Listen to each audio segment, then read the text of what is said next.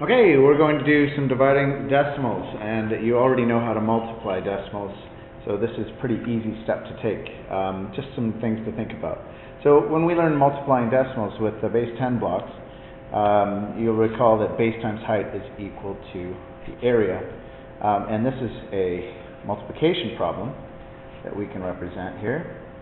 It's got a base of 2. Remember, the length of a rod is 2, and these are rods, so I should separate them a little. So this is base of 2, and it's a height of 0.5. Okay, so area model tells us this area is equal to base times height, and so the area of this rectangle here is 2 times 0.5, and we can actually add up the values of the area of each individual rod. We have 1, 2, 3, 4, 5, 6, 7, 8, 9, 10. 10 rods. And the area of a rod is 1/10, so 10/10 is 1 whole. So the area of this rectangle is 1. That means 2 times 0.5 is 1. But from this, we can also get some division facts. So if you know A is equal to BH, you also know that H, is equal to A divided by B. And that B is equal to A divided by H. Okay, now I'll prove that to you. We have here, the base is 2, and that's equal to the area, which we determined was 1, divided by H. So let's prove that here. B is equal to, what's the area? We said it was 1.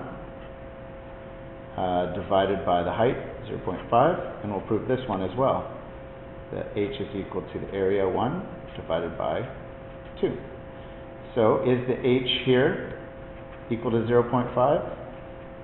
You bet, right there.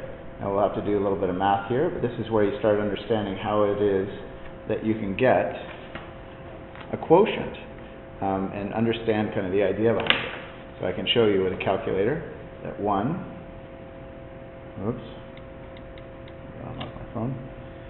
Calculator that 1 is divided by 1. There. 1 divided by 0.5 is equal to 2. Okay, so this gives us the base. The base is equal to 2. So from this, we can solve division questions, although it's not perfect, because sometimes you can't represent a division question with these base 10 blocks. But we'll show you an example, and then we'll move on to the real practical stuff. Because honestly, you're not going to be using this to solve division problems, so let's just use it to understand how you get the solution.